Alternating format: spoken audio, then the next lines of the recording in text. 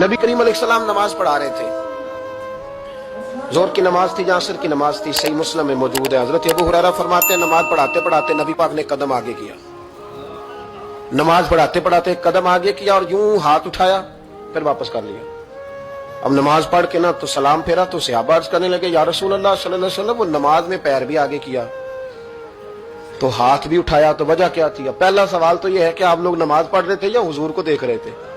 तो सहाबा तो पहले ही बताते हैं कि भाई हम तो पहली साफ में नमाज इसलिए पढ़ते थे कि नमाज भी होती रहती थी और चुपके चुपके महबूब की दीद भी होती रहती थी। हुजूर से पूछा या रसूल अल्लाह, वो नमाज पढ़ते पढ़ते कदम आगे बढ़ाया आपने तो फिर पीछे कर लिया, क्या था? और हाथ उठाया तो फिर आपने नीचे कर लिया।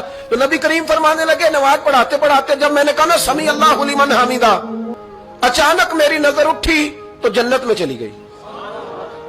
नजर उठी तो जन्नत में, तेरे लिए 2-4 कदम अर्श बरी है।